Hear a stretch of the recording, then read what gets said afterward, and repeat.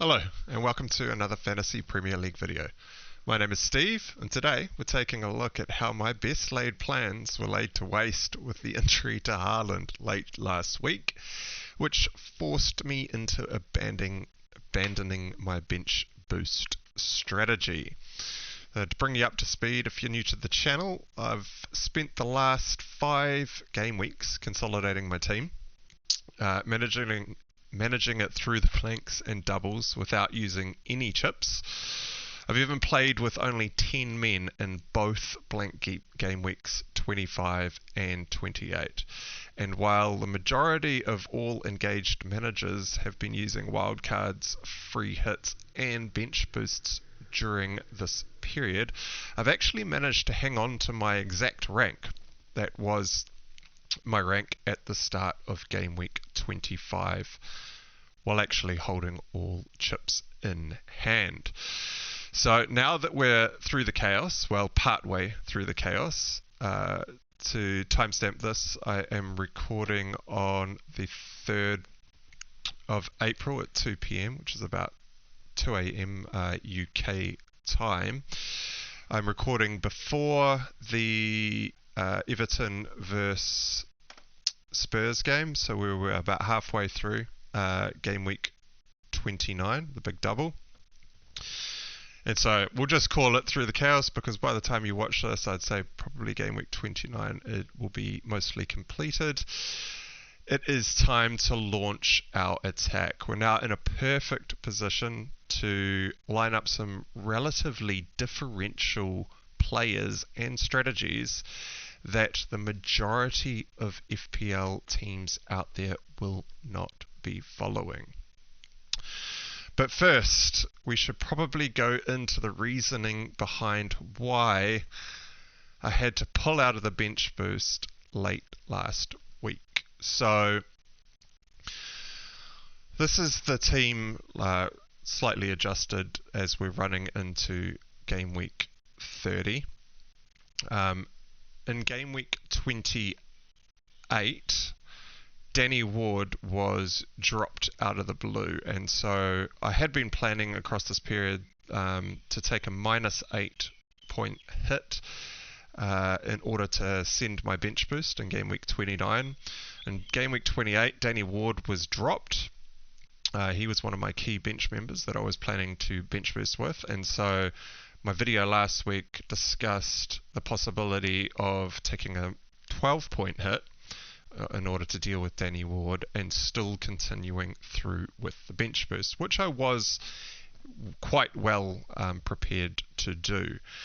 However, across the international break, Haaland picked up an injury when he was away with the Norwegian team. He was actually sent back to Manchester in order to go and look after his injury. So it looked like a bit more of a serious injury than one of those international break niggles that some players get in order to dodge duty and focus on playing for their teams in the Premier League. -12 was already pretty much pushing the limits of what I was comfortable in taking into a bench boost, but with Haaland out as well, and that player was, I mean, a premium asset like that. If I was going to sell Haaland last minute in order to follow through with the bench boost, it felt like I was really trying to force the bench boost rather than finessing it, and so we decided to opt out of it late in the piece. It was about Thursday or Friday last week when I decided to pull the plug on the whole move. I actually discussed it with a couple of people in the comments on the last week's video. So if you're interested in some of the decisions around that, or you want to read about that, go take a look at that. But there were some other reasons as to why I abandoned it. It wasn't just that we were taking a bunch of hits in order to get it through. I still have my wildcard in hand, and so taking a load of hits just a couple of weeks before I was planning to wildcard didn't seem like the smartest play. A lot of managers out there that were taking hits across the international break in order to bench boost this week had already used their wildcard, and so they were not too comfortable in delaying their bench boost until, say, game week 34, because that would have taken a lot more managing, and a lot more things could have changed with their teams across that amount of time. And so some managers were forced into taking maybe 1 or 2 hits more than they were hoping for, but it was for a team that they were locking these players in to play with them. The key assets here would be someone like Bruno Fernandes at Manchester United, who has doubles coming up and so forth. And so for me, a -12 without Haaland, I would have had to take it to a -16 if I wanted to deal with Haaland, and I wasn't going to hold these players in my team for very long. It just seemed like it wasn't the smartest play. So instead of making 5 or so transfers, I actually only decided to make 1. I had 2 free transfers heading into game week 29. And I didn't actually have any transfers to make. The only transfers I was really making, or talked about making last week, was just to set up the bench in order to bench boost. I had a very strong 11 players. So if I just bring up where we're sitting at the moment.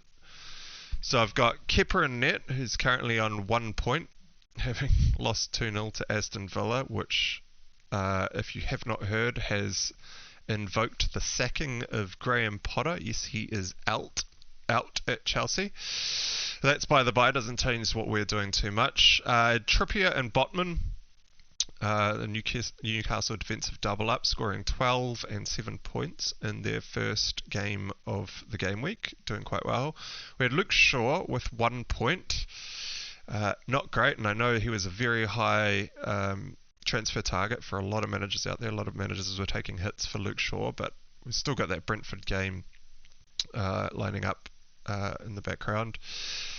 I held on to Saka. So one of the transfers that I was looking at making was Saka and Odegaard out in order to bring in Bruno Fernandes and Solly March as part of my bench boost play. However, with Arsenal super in form, incredibly attacking team, coming up against Leeds, managerless Leeds, or they've got an interim manager down at Leeds, and they had some very key injuries to their starting lineup. I thought Saka was a great differential, well, looking like he was actually going to be a great differential heading into that Leeds fixture. It turned out we got news late on Andy's deadline stream that Saka was looking like he was not going to start through illness. It was much too late in the piece for me to be considering selling Saka that late in the piece anyway, and so I decided to risk it and play him. Came off the bench late to only score a 1-pointer, so this is not ideal, but it is what it is. We've got Rashford in the middle of the park with 2 points. I think he was probably the standout captain from probably the highest captained player, I would say. I haven't actually checked the live FPL stats yet, but he's currently blanked in his first fixture. James Maddison, middle of the park, 2 points, still with a game to come against Aston Villa. McAllister, as my captain, scored an 88th minute penalty. So he's come through absolutely clutch at the end of the game there to double his points through to 12. He did concede a yellow card during the match. As feared, Haaland was out, wasn't even sitting on the bench, and so we had Odegaard lined up as the first bench member coming in for Haaland. Odegaard, who got the assist and coming away with 6 points, which is great. We've got Harry Kane up front, still yet to play tomorrow morning against Everton, and my only transfer of the week was to sell Ivan Toney and bring in Alexander Isak for what's going to be just a 3-week short-term hold. Now, I could have held on to Toney through this game week and game week 29. However, with the yellow card situation and the ban hanging over his head, the fact that I had 2 free transfers and nothing else to do, I decided, well, we may as well get rid of Toney now because I know I'm going to be selling him in the next week or two. Let's bring in Isak. ahead of his pretty good double. I mean, the first game wasn't amazing against Manchester United. He did have his opportunities to score, didn't manage to convert any of them, and still has that game away to West Ham to be played. So this is how the team ended up. My actual bench boost team that I went through in last week's video looks like this. So the main differences here was we would have sold Tarkowski to Chilwell. So Chilwell's actually currently on 0 points, having conceded 2 goals in the Aston Villa fixture. We also would have had Solly March instead of Odegaard. So March is currently sitting on 5 points, Odegaard on 6, but March does have a game in hand away to Bournemouth. I would have had Fernandes in as my vice captain instead of Saka. Fernandes is currently on 2 points with 1 game to play. Saka, as we've just discussed, came away with a solo point as he picked up that illness late last week. And the other transfer would have been Steele for Danny Ward. Steele actually got the assist for Matoma's goal. Conceded 3, so came away with 4 points. So all in all, at the moment, if I bring up my little table here, so Steele is on 4 points plus a game in hand. That would have been my bench boost spot of Ward. Chilwell's on 0 points plus a game in hand, which would have been my bench boost spot for Tarkowski. Zinchenko scored 2 points, which would have been my bench boost spot for Zinchenko. So this is how I'm actually working out the difference in what my scores would have been for the 2 different teams. March is on 5 points plus a game in hand versus Odegaard's 6 points. Fernandes is on 2 points plus a game in hand versus Saka's 1 point. Isak would have been in both teams, even though I sold him for Ivan Toney. So he's on 2 points plus a game in hand, but we just do not count this towards the difference in bench boost scores here.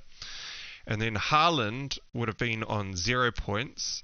He would have been included as part of the bench boost, and he is comparatively up against my bench boost, my benching spot of Haaland. So without the Haaland transfer, this is assuming that I didn't take a minus 16 to sell Haaland, my bench boost team, or the difference in players, would have scored 15 points currently with 5 games to play, minus the 12 points worth of hits, would have seen me on a net positive 3 points, which is not a great bench boost score. So as of right now, it's looking like abandoning the bench boost looks like it is probably going to win out quite heavily, because the comparative score is I would have scored 9 points, which is Odegaard 6, Saka 1, and Isak's, how have I added that up? 6, 7, 8, 9. Okay, so we've actually counted Isak twice here. So it's actually not 15 points, it's 13 points minus 12.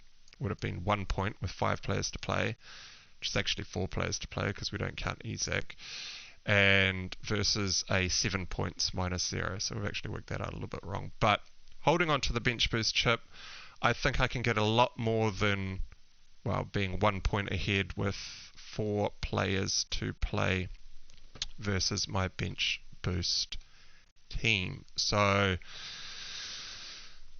at the moment it's looking alright. There are still a whole bunch of games to play, obviously, and things could change over the next few days, but at the moment I'm pretty confident that pulling out of the bench boost looks like the smartest play. Now, there are some advantages that I managed to find with the late pull out of the bench boost. So the advantages that I was looking for was Arsenal versus Manchester United, but it actually works out. See, as soon as I opted out of the bench boost, I couldn't easily get to Fernandes. So in this team, in order to bring Fernandes in order to fund the move, I would have had to sell Saka to bring him up to Fernandes, but I also would have had to downgrade someone else in order to have the funds. And in the bench boost team, it was actually Odegaard down to a Solly March. Now, I could have still followed through with those moves, but if I was to do that, in order to put that together, I would have had to have benched someone like Harry Kane in order to play with Fernandes without using my bench boost chip. So I looked at through and thought most of the reason that people are bringing in Fernandes now and are happy to do so is in order to hold him right the way through to game week 34, where they start doubling, and just lock Fernandes into the team and hold on to him throughout this period. It also meant that I would have had to have had another Brighton midfielder for their next tricky couple of games. So in game week 30 they're away to Tottenham, and then in game week 31 they're away to Chelsea, and then they blank in game week 32.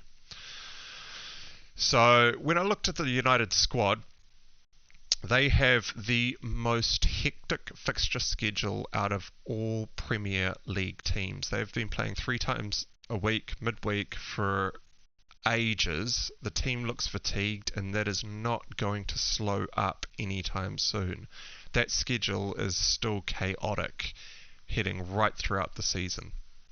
And so I thought, if I go against Fernandes and a Brighton midfielder, this is where I'm going to start getting some of my gains. This is how I'm planning to attack the remainder of the season. So we're done biding our time. We've nursed the team through all the blanks and doubles without using any chips. Managed to hold rank, playing with 10 men on 2 occasions. We're still sitting at the same rank compared to all managers that are playing some pretty powerful chips. So we're actually going pretty well so far with those chips in hand to play. And this opens up some pretty interesting differential plays. So the strategy now is we're still going to be free hitting in game week 32. So that part of the last video's strategy is still in play. We're going to be free hitting in game week 32 because of all the key teams that blank in game week 32 we do have in our squads.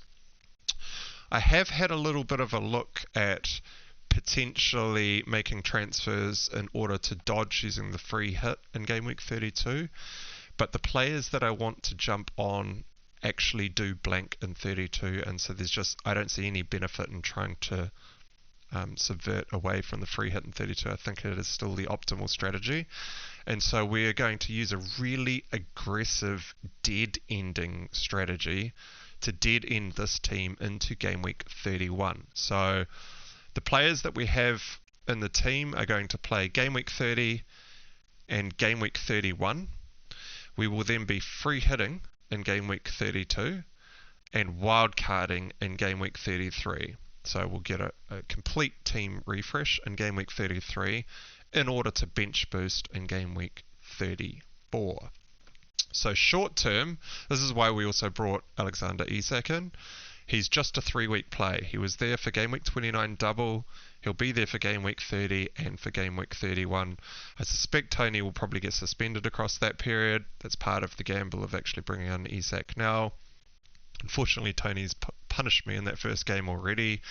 He's on 9 points. I think he picked up all 3 bonus compared to Isak's 2 points, which is actually the 7 points worth of difference for my safety score at the moment. So in bench boost game week 29, where most managers are bench boosting and I am not, I am currently 7 points off my safety score, and that looks like it was just down to the trade of Tony so far. So let's hope that my remaining players can catch up the difference, but that's by the by. So the differential dead ending strategy is to maximize the difference between Bruno Fernandes plus a Brighton midfielder. And what better team to jump on than one of the most attacking teams in the league in Manchester City. So if you aren't aware, Phil Foden has got appendicitis, I think it was, or something to do with appendix. He's going under the knife, he's going to have surgery, and he's going to be out for about 4 to 5 game weeks. He's not out for the entirety of the season. He's only out for the next month or so worth of games. Now that means that the rotation in Man City's midfield will be a little bit more easy to predict. We should be able to nail down those that are likely going to start in the City squad. It is still Pep Roulette, so there is still that risk that we're playing with, but considering it's just a 2-week punt, these are the types of things that I'm looking for. Very high ceiling players in an aggressive short-term hold in order to climb the ranks compared with Fernandes and that other Brighton midfielder. So a quick shout out to George Thomas from the comments in last week's video. I was actually discussing these plans with him in the comments, and I had earmarked with him the fact that I was looking at Mahrez and Grealish as the 2 players that I want to invest in. Now, Grealish absolutely smashed it against Liverpool. This is another... I'm actually really gutted that Haaland got injured. I was really looking forward to playing Haaland against Liverpool because I was certain that Man City were going to demolish Liverpool. I think Liverpool were going to be found out, and they were found out even without Haaland in their ranks. Could have been a massive difference for my team. That injury means that the Haaland hokey-cokiers win out. So Watkins was the most popular choice. This is who I'm comparing with. Watkins came away with an assist in that first game where Haaland was blanking. And then this week in game week 29, Haaland picked up a late injury, obviously scoring 0 points. And Watkins came away with an absolute peach of a setup from Cucurella, who nodded the ball in to Watkins to go one-on-one with the keeper, and he did not miss. So holding on to Haaland looks like it has gone against me. We've got super unlucky with the injury, but those are parts of the risks that you run. It's painful. Let's just say that injury was quite painful, especially given the 4-1 result. Anyway, I digress. So the plan here is to still start offloading Arsenal assets. So we're going to be getting rid of Odegaard to bring in Mahrez. And we're going to be selling excuse me, McAllister to bring in Grealish. So we are going for a 3-pronged City attack for their 2 very nice fixtures of Southampton away and Leicester at home before they blank. Now, Grealish obviously played amazing in that Liverpool game. I think he came away with 1 goal, 1 assist, some bonus points, and actually earned player of the match. Mahrez also looked quite dangerous in attack as well. In fact, the whole City attack, everyone was getting in on it. Gundogan was miles up the pitch. De Bruyne was involved in it all as well. And Southampton and Leicester look like they could beat telephone scores when City come up against them in the next couple of the game weeks. And so I want to be trying to maximize that as much as possible. So with my 2 free transfers, we're looking to get rid of Odegaard, get rid of McAllister, and hold on to Saka. And the holding on to Saka play is actually for next week when they go away to West Ham. But if Haaland is still out this weekend, that puts Mahrez on penalties if he is on the pitch, I believe. So we would still have the penalty taker at Man City. There is no way that I can get to De Bruyne. I've had a look at a few options, but it would require some surgery and some hits, and it just does not look like it is. Wow. I mean, if De Bruyne goes and scores 4 goals in a game, then obviously, it could work out. But I think the most logical play here is just to swerve Kevin De Bruyne and look at look at lining up Mahrez and Grealish for the next 2 game weeks. So this would give me Kepa in net against Wolves away, my defensive Newcastle double up of Botman and Trippier are away to Brentford. It's a little bit of a tricky game, but Newcastle have shown that they can be a very defensive team. We've just seen them keep a clean sheet against United. We've got Luke Shaw at home to Everton. We'll have Mahrez and Grealish and hopefully Haaland all away to Southampton next week. We'll have Rashford at home to Everton, Maddison at home to Bournemouth, Kane at home to Brighton. A little bit of a tricky game there. Brighton have been showing that they are putting up a load of attack. They did concede 3 goals against Brentford, and so I have no doubt in my mind that Kane could absolutely smash this game week, but it isn't as easy as a game as it looks on paper. And then we've got Isak up front with Brentford away as my final man on the pitch. We have Saka as first bench away to Liverpool. I would be more than happy starting Saka against Liverpool, given the state that Liverpool team is in at the moment. And Zinchenko and Tarkowski sitting on the bench, who will not be used for the remainder of this dead-ending strategy. And a random shout out to Sir Moomin, who dropped this random fact into the comments last week. Tarkowski, before game week 29, has actually scored more points than any Chelsea, Brighton or Manchester City defender for the entirety of the season. But he is still locked in at 3rd spot on the bench. Now, if we roll this forward to game week 31, this is the last week that I will be playing with this team.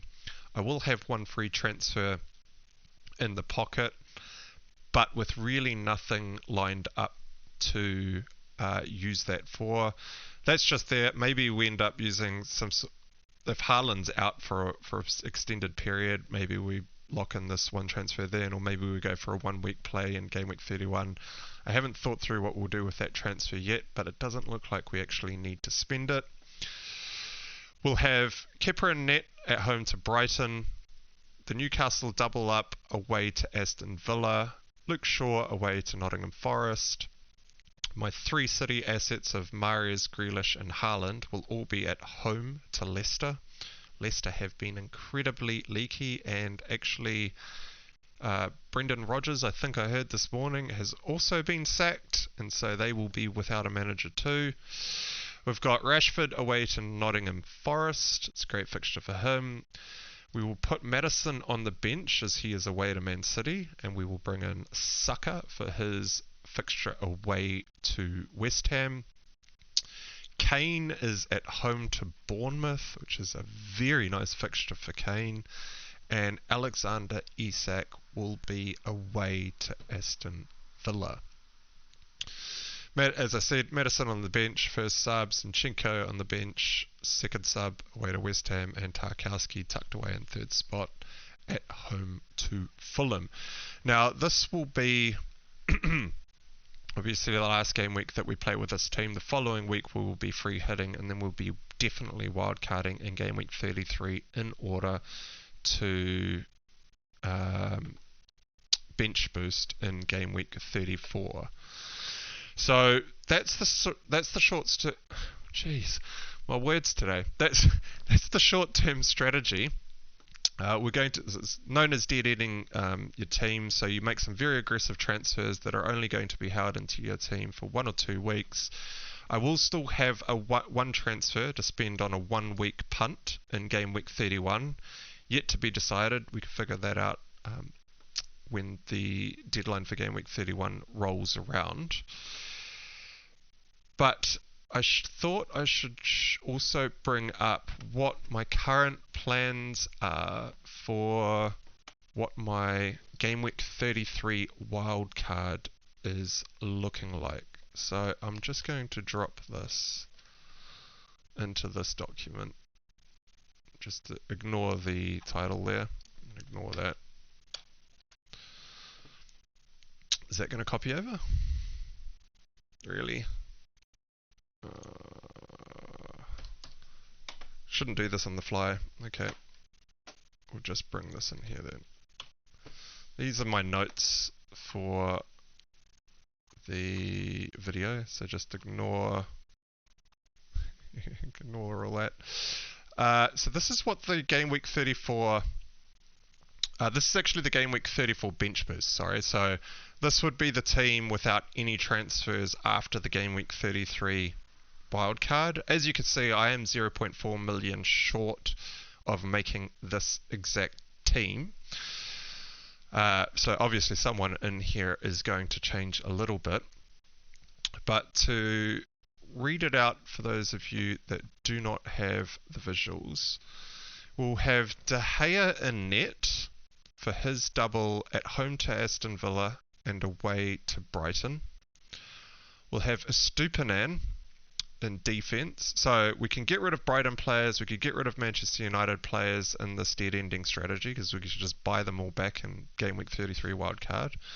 So we'll be on triple Brighton, triple United, triple City, triple Liverpool and triple Newcastle by the looks of things. So all very strong teams that we're tripling up on here.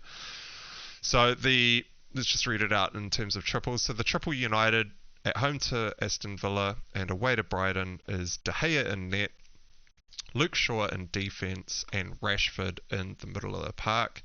I suspect this will be quite close to what most teams out there will have, apart from maybe De Gea in net. My triple Brighton will be Steele on the bench, Estupinan in defence and McAllister in midfield. Their double is Wolves at home and Manchester United at home. The triple City players that I am looking to eye up. Now this will be a little bit more risky around about Game Week 34 because Phil Foden that'll be close to when he will be coming back from his surgery. But let's just assume that these players are still all fine to play. We will have Haaland, Mahrez and Stones, who will have Fulham away and West Ham at home in Game Week 34. Triple Liverpool, who we've locked in Salah, Darwin Núñez and fingers crossed Luis Diaz, hopefully being back in time for Game Week 34 for their double at home to Tottenham and at home to Fulham. And then we've got the Newcastle triple up all sitting on the bench for their fixture at home to Southampton, and that is Isak, Botman and Trippier. Now the reason that we've gone with the Newcastle triple up is because Newcastle still have that Brighton fixture to be scheduled at some point after, well, from Game Week 33 onwards. We're not entirely sure when it's going to be slotted in. Could get slotted in Game Week 36, maybe Game Week 37, but somewhere in there Newcastle will have a double, so that's why we've decided to bring them all in on the Game Week 33 wildcard. And Southampton at home is actually a really good fixture. I'd be more than happy bench boosting with all three of these single game weekers on the bench boost. Now, if you compare this to what I was planning to go and bench boost with in Game Week 29, without having the minus 12 point hit, Steele, Isak, Botman and Trippier. Steele's got the double, Wolves at home, Manchester United at home, and all three Newcastle players playing Southampton at home with 0 points worth of hits, compared to what I was lining up of Haaland, Kane, and That's live FPL. Oh, I'm going backwards. I can't actually. Oh yeah, Haaland, Kane, Zinchenko, and Steele was going to be my bench boost in game week 29. Three of them all had single game weeks. So Zinchenko was at home to Leeds, Haaland was at home to Liverpool, and Kane away to Everton, with Steele on the bench at home to Brentford and away to Bournemouth. That bench, including a -12 or -16, had we gone through with the Haaland transfer and done it all, versus versus a 3 Newcastle players on the bench and Steele for his double, seems like quite a strong bench to be playing with in game week 34. And of course, this game week 33 wildcard team, this is obviously how the team lines up in game week 34. A lot of these players also have their other doubles coming up in game week 36 and 37. So Brighton double again. Their game against Newcastle still has to be scheduled, obviously. So we would have triple Brighton and triple Newcastle for their additional double scheduled in for the last part of the season. Brighton then double again in what is probably going to be a game week 37 double. Chelsea double at some point. It looks like it's probably going to fall into game week 37, it's a terrible double though for Chelsea, of Man City away and Manchester United away. So we're not entirely sure what we're going to do with Chelsea assets. They do have Bournemouth, Nottingham Forest in 35 and 36 as well. So we're probably going to want to invest in Ben Chilwell, who is actually a heart attack merchant for any of those of you who do not own Ben Chilwell. That was a terrible watching the Chelsea game. He is playing like a striker. He hit the post a couple of times. It's amazing he came away with 0 points. We've absolutely dodged a bullet there. So we'll probably be looking at getting a Ben Chilwell in the future.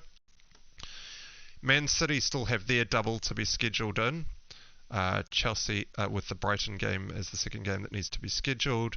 Their other fixtures around the end of the season is Leeds, Everton and Brentford, as well as that double in 37 of Chelsea at home, Brighton away, and the double in 34 of Fulham and West Ham. So you're definitely going to want to be loading up on Man City assets for the run out to the end of the season. And then, as I already mentioned, Newcastle do have that double on the way out to the run-in to the end of the season. And so that is why this wildcard looks like it's going to be incredibly strong in order to set up for all of those doubles without having to use any free transfers to do so. So we'll just, from 33 onwards, we will be set up pretty nicely with our free pick of the bunch, any players for the remainder of the season. We will be bench boosting in game week 34, so no international break injuries to worry about. We will just be setting it up in 33 to click that button in game week 34 with 1 free transfer in hand should we need it. All those other doubles that we will be loading up on means that this wildcard in game week 33 is looking incredibly powerful. And we also have the ability to jump on some short-term differential punts punts. I don't know if I should actually call them a punt, but Mahrez and Grealish playing Southampton and Leicester, I am hoping are going to be the key difference makers in order for me to start climbing the ranks, considering we have only managed to hold rank since game week 25. But like I said, it is now time to attack. So that's it for today's video. Considering you have made it this far through the video, please do consider giving it a like. And if you are new around here, hit the big red subscribe button and the bell icon to be notified about more future FPL content coming your way. And if you feel like dropping a comment onto the video, please do so. I will aim to get back to you within a couple of days' time. And until next time, I will catch you again shortly. Cheers.